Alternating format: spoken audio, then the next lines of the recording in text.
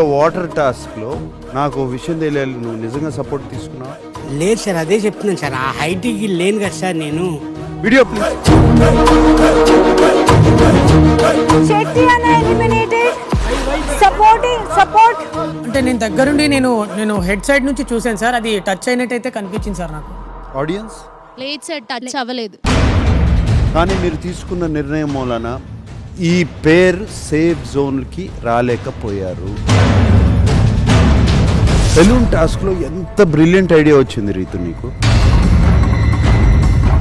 ఊదుతూ గాల్లో ఉంచాలి అని చెబితే కార్నర్లో వేసేస్తే అది ఉండిపోతుంది అనుకున్నావా? అది గాల్లో ఉన్నట్ట. నిన్ను చూసి మిగతా వాళ్ళందరూ అదే పద్ధతిలో ఆడారు. నేను అడిగాను సార్, ఇమాన్యుయల్ని అండ్ సంచాలకులను అడిగాను సార్. ఆడొచ్చు ఆడకూడదు ఏం చెప్పలేదు. సో మీ ఆట మీరు జాగ్రత్తగా ఆడుకోండి అని చెప్పాను సార్. నేను ఇది చెప్పాను సార్.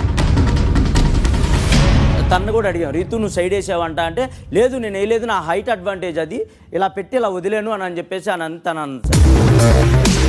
పవన్, నీకు ఎందుకు అంత కోపం వచ్చింది? ఒక్క గ్లాస్ సరిగ్గా పెట్టకపోతే గేమ్లో ప్రెజెన్స్ ఆఫ్ మైండ్ లేకుండా ఆడింది అని కొంచెం అరే చేతులారా చేసుకున్నామని నాకు. ఒక మాడు మొహం వేసుకుని ఒక మూలకెళ్ళి కూర్చుని అలిగితే వచ్చిన వాళ్ళందరికీ రీతి మీద చెప్తూ ఆటోమేటిక్గా రీతుకు బాధ వస్తుంది కదా.